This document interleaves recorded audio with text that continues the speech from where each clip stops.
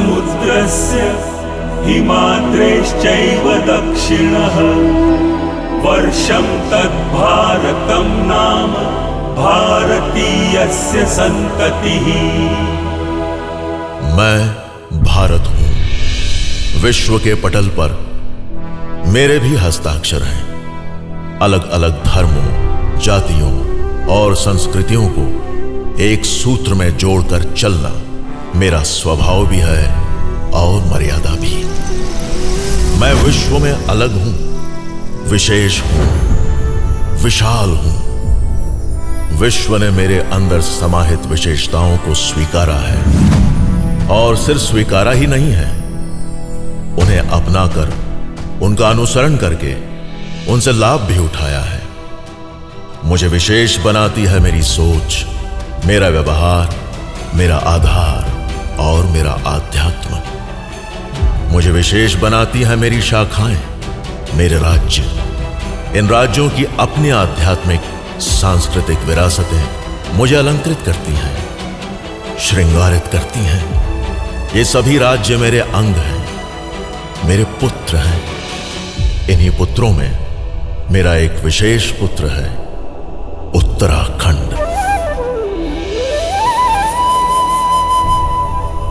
ये खंड मेरे ललाट पर एक अलौकिक तिलक की तरह शोभायमान है। यत्र गंगोत्री यमुनोत्री बद्री केदारनाथ तपस्थली नमामि उत्तराखंडं हिमालय पर्वत श्रृंखला। सुखदेव परीक्षित संवाद श्रीमद्भागवत कथास्थली। देवभूमि कथ्यते यत् नमामि पुण्यप्रदायकम्। देवभूमि के इस खंड खंड में दैवीय प्रसाद की अलौकिक ऊर्जा समाहित है। सुंदर वृक्षों और असंख्य फूलों से सजे छोटे बड़े पर्वतों की श्रृंखलाएं, प्रकृति के रंगों से अटखेलियां करती नदियां, पशु पक्षियों की कलरव, झरनों की कोलाहल। यहाँ हर तरफ बिखरी अद्भुत रंगों की मनोरम छटा का सुख नेत्रों को भाता हुआ हृदय में उतर जाता है। यहाँ की ऐतिहासिक धरोहरें, यहाँ के शैक्षिक और आध्यात्मिक संस्थान इस खंड की गरिमा के स्तंभ हैं।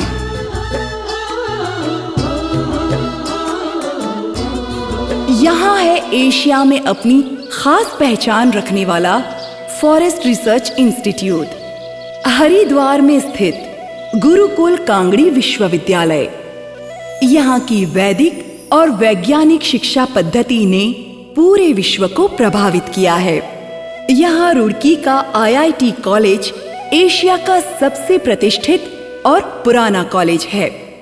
यहाँ श्री गोविंद वल्लभ पंत के गरिमामयी नाम से सुशोभित कृषि और प्रौद्योगिकी विश्वविद्यालय, जिसे कृषि के क्षेत्र में शोध कार्य और हरित क्रांति का कर्णधार माना जाता है।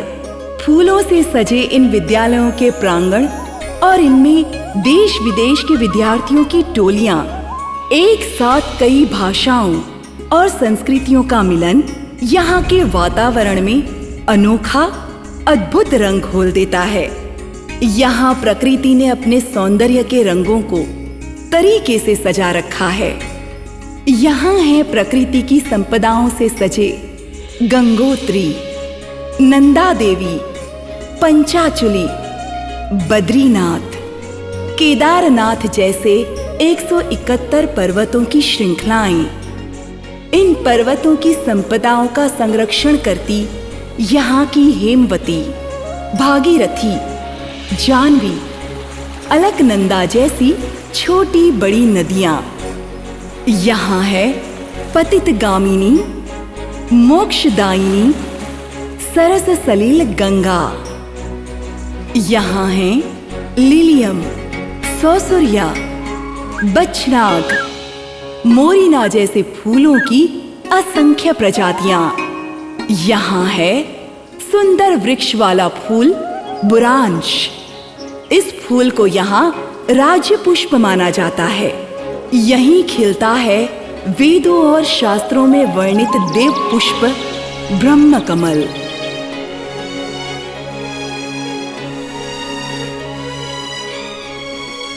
यहीं से फूटी है आयुर्वेद की धारा। जीवन के कष्ट को हरने और निष्प्राण में प्राण फूंकने वाली औषधियां कृतकुमारी, ब्राह्मी, गिलोय, दशमूल, अश्वगंधा इसी देवभूमि का प्रसाद है। इनके चमत्कारी गुणों को पूरे विश्व ने स्वीकारा है। इस देवभूमि के कण कण में शिव है और खंड खंड में उत्तर। इस खंड को पूर्व प्रधानमंत्री श्री अटल बिहारी वाजपेयी के कवि हृदय ने कुछ इस तरह से देखा है। ये चंदन की भूमि है, अभिनंदन की भूमि है, ये तर्पण की भूमि है, ये अर्पण की भूमि है। इसका कंकर कंकर शंकर है, इसका बिंदु बिंदु गंगाजल है। यहां है हिंदू सनातनी व्यवस्था का मूल। यहां है देवों और महाशक्तियों का महाकुंभ। यहां है चार धाम, यमुनोत्री, गंगोत्री, बद्रीनाथ, केदारनाथ।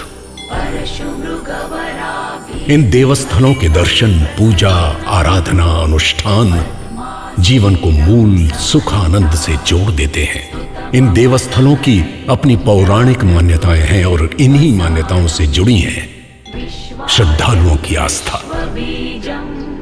अद्भुत, अलौकिक इन चार धामों से सुशोभित इस भूमि के कण कण में देवी देवताओं का वास है। यहां कण कण में शिव है। यहां के तुंगनाथ, बैजनाथ, बालेश्वर और जागेश्वर मंदिर, यहां रुद्रप्रयाग जिले में स्थित त्रियुगी नारायण मंदिर, भगवान विष्णु और देवी लक्ष्मी के इस मंदिर को शिव पार्वती के विवाह स्थल के लिए जाना जाता है। ऋषिकेश में स्थित नीलकंठ महादेव मंदिर, यहां भगवान शिव ने सागर मंथन से निकले विष का पान किया था। भगवान शिव का एक और अलौकिक स्वरूप अल्मोड़ा में शोभायमान गोलू देवता का चितई मंदिर।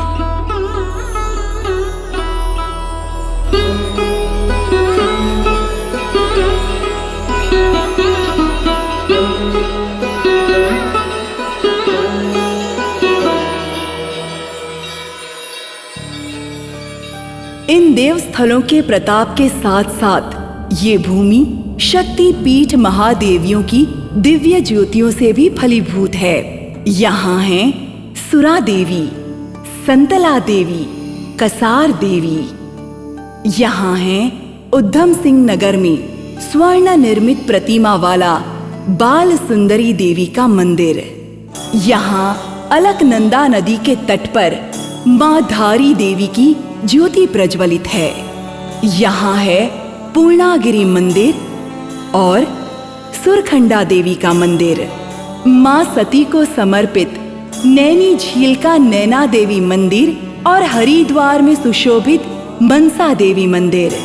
यही है महाशक्ति पीठ नंदा देवी का भव्य वास। दिलों में आस्था का दिया लिए श्रद्धालु यहाँ के मूल्यों से स्वतः ही जुड़ जाते हैं। उनकी आंखों और हृदय में बस जाते हैं यहाँ के अलौकिक रंग। वो यहाँ की मिट्टी को नमन करके, यहाँ के जल का आचमन करके, यहाँ का प्रसाद पाके अपने जीवन को धन्य तो बनाते ही हैं, साथ ही वो इस प्रसाद को अपने प्रियजनों को वितरित करके उन्हें भी इस पावन भूमि के दर्शनों का लाभ पहुंचाते हैं। पहाड़ों, नदियों और देवस्थलों से सजी इस भूमि का संरक्षण करती हैं यहाँ की जनजातियाँ। यहाँ के रहवासियों ने समय के बदलाव का हाथ तो पकड़ा, लेकिन अपनी परंपराओं का आंचल नहीं छोड़ा। हर क्षेत्र के रहवासी अपनी परंपराओं और संस्कृति की रक्षा के लिए एक प्रहरी की तरह खड़े हैं। और यहाँ की संस्कृति तो प्रकृति के हाथों से सजी एक रंगोली है। पौराणिक कथाओं को यहाँ संगीत, नृत्य, उत्सवों और मेलों के रूप में मनाया जाता है। इस खंड के वासी अपने जीवन में भक्ति और आस्था के रस को घोले, गाते बजाते नृत्य करते इस धरती और अपने आराध्य का गुणगान करते हैं, उनका आशीर्वाद लेते हैं।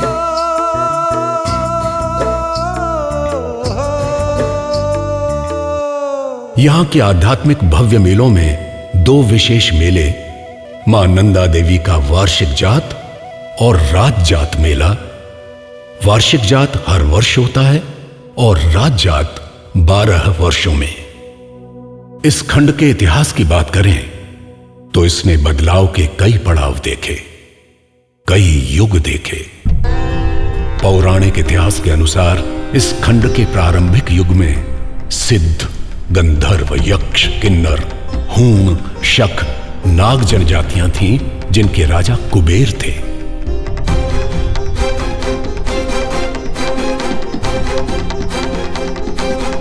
खनिज और देव प्रसाद से फलीभूत इस भूमि ने आक्रमण देखा, शोषण देखा, दमन देखा।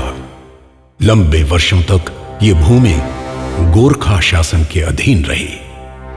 1850 का दौर देश अंग्रेजी हुकूमत के ग्रहण से ग्रसित हो चुका था।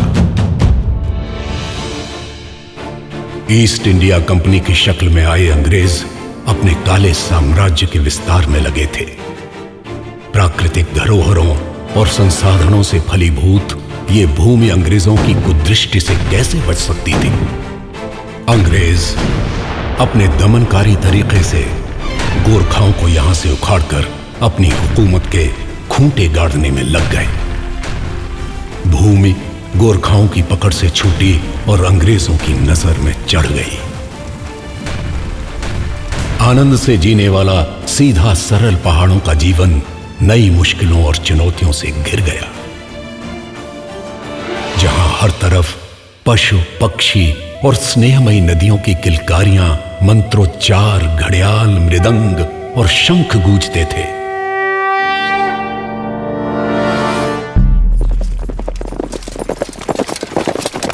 वहां सिपाहियों के घोड़ों की टापों की आवाजें और संगीनों के रंग उभर आए। आध्यात्मिक ऊर्जा लिए बहने वाली यहां की हवाओं में अंग्रेजों ने स्वार्थ, लालच, विलासिता और हिंसा के रंग घोल दिए। सरकार नैतिक अनैतिक तरीके अपनाकर यहां के रहवासियों के दमन में लग गई, मगर सच्ची और संकल्पित भूमि रक्षकों का मनोबल मजबूत था। उन्होंने अपनी मर्यादाओं को पालते हुए अंग्रेजों को भरपूर टक्कर दी।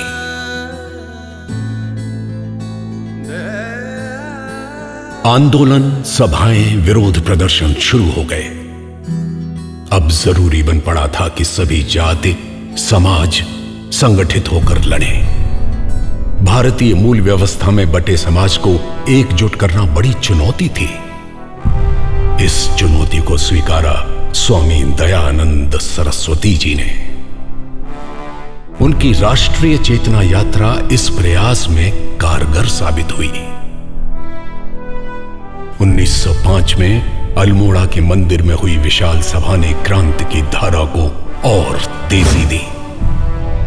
बागेश्वर, लेस्डोन, हिगोली, दुगड्डा, डाडामंडी, मसूरी, चमोली, देहरादून तक आंदोलन की आंच ने जोर पकड़ लिया।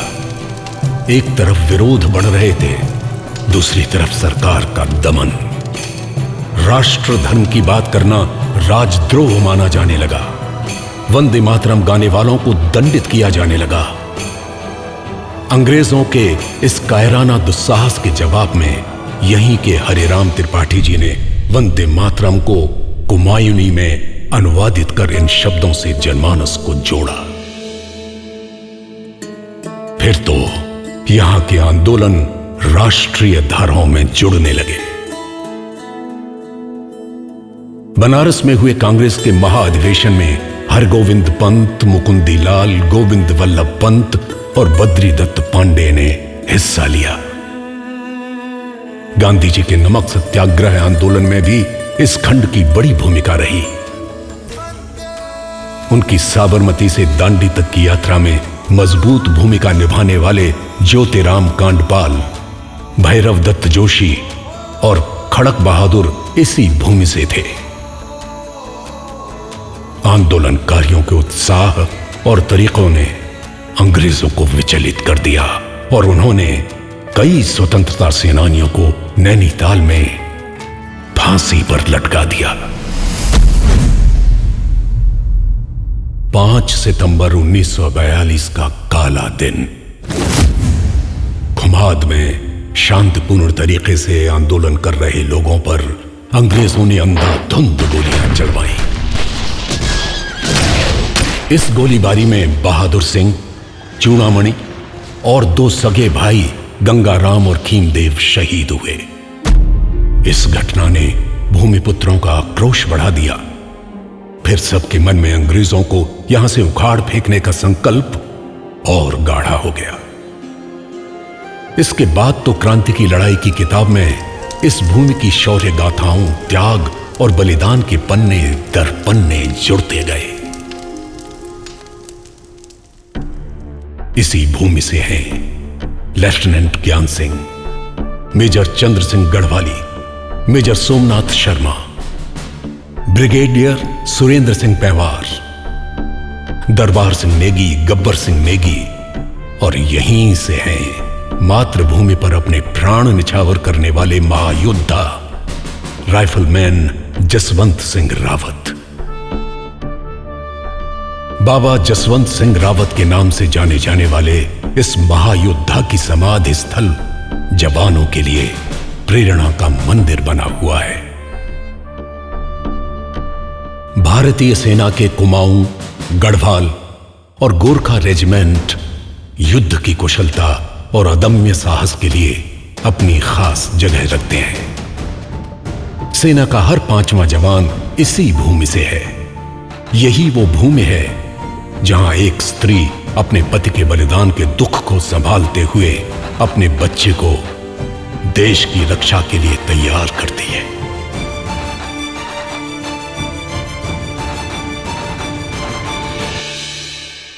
यहां से धाराएं निकली, धाराओं से धाराओं का विलय। यहीं से कुली बेगार और डोला पालकी जैसे आंदोलनों की जमीन तैयार हुई। यहीं से अनुसूचित जातियों के उत्थान के लिए गठित टट्टा सुधारिणी सभा का विस्तार हुआ। ये सामाजिक कुरीतियों के विरुद्ध एक नए युग का शंखनाद था। पर्वतारोहण में यहां की महिलाओं ने नए आयाम बनाए। यहां की चंद्रप्रभा अटवाल ने अपनी अद्भुत क्षमता और साहस का परिचय देते हुए नंदा चोटी पर विजय पताका फहराई। माउंट एवरेस्ट पर तिरंगा पहुंचाकर प्रथम महिला होने का गौरव प्राप्त करने वाली बछेंद्री पाल इसी भूमि से हैं। यहीं से हैं चिपको आंदोलन की जननी गौरा देवी, जिन्होंने पेड़ों की रक्षा के लिए पूरे देश को जागरूक किया। यहीं से टिचरी माई ने शराब के विरोध में आंदोलन की शुरुआत की। यही भगवान शंकर ने असुरों के संहार के लिए भगवान विष्णु को सुदर्शन चक्र दिया।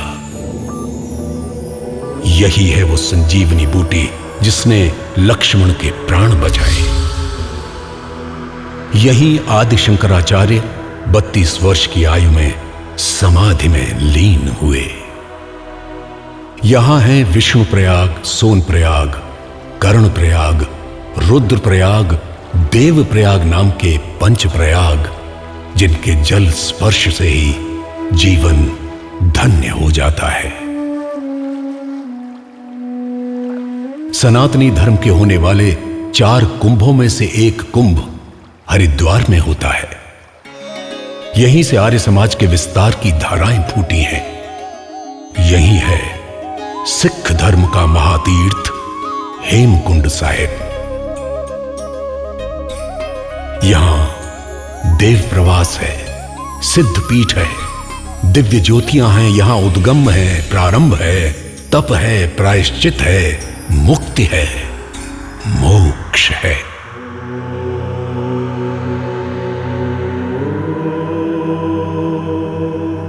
मेरे इस पुत्र की विशेषताओं की एक श्रृंखला है, बिना किसी अंत के, बिना किसी छोर के। इन पहाड़ों का प्रभुत्व ही मेरे अस्तित्व का, मेरी पहचान का आधार है।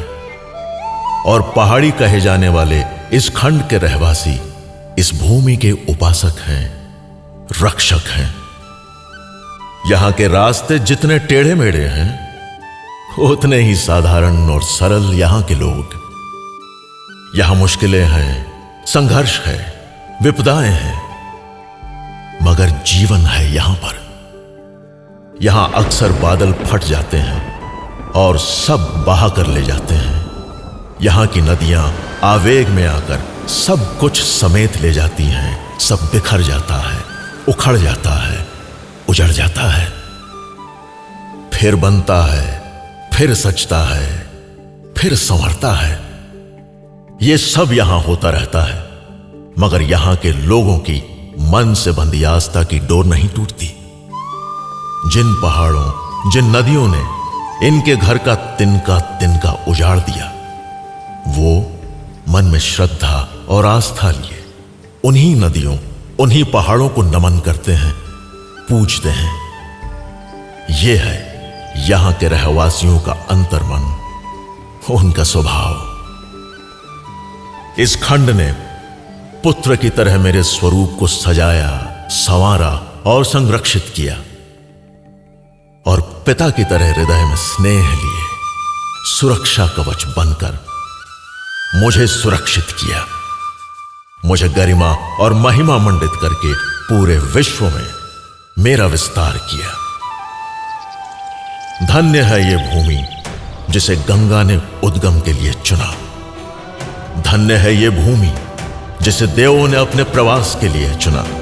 धन्य है यहां के रहवासी जिन्हें यहां जन्म लेने का, और धन्य हैं वो लोग जिन्हें यहां के दर्शन और स्पर्श का सौभाग्य मिला।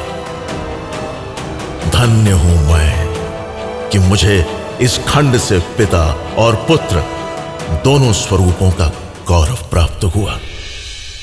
जय देवभूमि, जय उत्तराखंड।